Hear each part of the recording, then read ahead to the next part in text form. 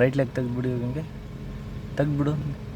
ಕಾಲು ಯಾವಾಗ ಸಹ ನ್ಯೂಟ್ರಲ್ ಮಾಡ್ಕೋ. ಇವಾಗ ಕಾಲು ಕೆಳಗೆ ಹಿಂದೆ ಅಲ್ಲಿ ಇಟ್ಕೊಂಡು ಹಂಗೆ ಪ್ರೆಸ್ ಮಾಡಬೇಕಾದ್ರೆ ಬೆಳ ಪ್ರೆಸ್ ಮಾಡಬೇಡಿ. ಇನ್ನೊಂದು ಸ್ವಲ್ಪ ಕಾಲು ಮೇಲೆ ಇಟ್ಕೊ, ಇನ್ನೊಂದು ಸ್ವಲ್ಪ ಮೇಲೆ ಇಟ್ಕೊ, ಇನ್ನೊಂದು ಸ್ವಲ್ಪ ಅಲ್ಲಿ ಇಮ್ಡಿ ಕೆಳಗಡೆ ಇರಬೇಕು. ಫುಲ್ ಪ್ರೆಸ್ ಮಾಡಿ ಇವಾಗ ಕ್ಲಚ್ನ ಇವಾಗ ಅಷ್ಟೇ. ಮತ್ತು ಅಲ್ಲಿ ಇಮ್ಡಿ ಮ್ಯಾಟ್ ಐತಲ್ಲ, ಆ ಮ್ಯಾಟ್ಗೆ ಏರಲ್ಲಿ ಬರಬಾರ್ದು. ಒಂದ್ಸರಿ ಏರಲ್ಲಿ ತಗೋ ಕಾಲು ಇವಾಗ ಏರಲ್ಲಿ ತಗೋ, ಹಂಗೆ ಏರಲ್ಲಿ ಇರಬಾರ್ದು. ಯಾವಾಗ ಇಮ್ಡಿ ಕೆಳಗಡೆ ಮ್ಯಾಟಲ್ಲೇ ಇರಬೇಕು. ಬಿಡಬೇಕಾದ್ರೆ ತುಳಿಬೇಕಾದ್ರೆ ಮೇಲಿಂದನೇ ತುಳಿ, ಬಿಡಬೇಕಾದ್ರೆ ನಿಧಾನಕ್ಕೆ ಇದು ಮ್ಯಾಟಲ್ಲೇ ಇರಬೇಕು. ಕ್ಲಚ್ ಪೂರ್ತಿ ಪ್ರೆಸ್ ಮಾಡಿ ಇವಾಗ ಹ್ಯಾಂಡ್ ಬ್ರೇಕ್ ಡೌನ್ ಮಾಡಿ, ಬ್ರೇಕ್ ಇಟ್ಕೊಂಡು ಹ್ಯಾಂಡ್ ಬ್ರೇಕ್ ಡೌನ್ ಮಾಡ್ಕೊ. ಒಂದು ಫಿಂಗರಲ್ಲಿ ಬ್ರೇಕ್ ಇಟ್ಕೊ ಇವಾಗ. ಹ್ಯಾಂಡ್ ಬ್ರೇಕ್ ಡೌನ್ ಮಾಡ್ಕೊ. ಫಸ್ಟ್ ಗೇರ್ಗೆ ಚೇಂಜ್ ಮಾಡಿ ಇವಾಗ. ಗಾಡಿ ಇವಾಗ ಬ್ರೇಕ್ ಬಿಟ್ಟರೆ ಹಿಂದೆ ಹೋಗ್ತದಲ್ಲ, ಸರಿ ಬ್ರೇಕ್ ಬಿಟ್ಟು ಚೆಕ್ ಮಾಡಿ ಇವಾಗ ಹಿಂದೆ ಬರ್ತದೇನು. ಬ್ರೇಕ್ ಬಿಡಿ ಇವಾಗ.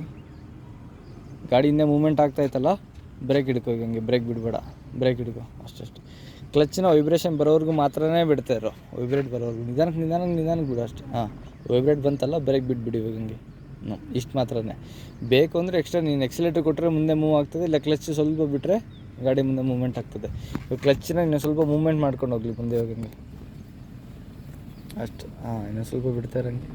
ಮೂವ್ಮೆಂಟ್ ಆಯ್ತಲ್ಲ ಅಷ್ಟು ಮಾತ್ರನೇ. ಇವಾಗ ಬೇಕಾದ್ರೆ ಎಕ್ಸಿಲೇಟರ್ ಕೊಟ್ಕೊಂಗೆ ಮತ್ತೆ ಸ್ಟಾಪ್ ಮಾಡು ಒಂದ್ಸರಿ. ಹಂಗೆ ಸ್ಟಾಪ್ ಮಾಡಿ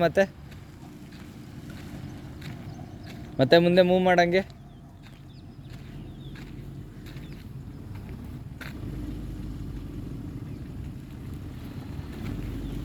ಮತ್ತೆ ಸ್ಟಾಪ್ ಮಾಡಿ ಇವಾಗ. ಮೂವ್ ಮಾಡಿ ಮತ್ತೆ ಈಗ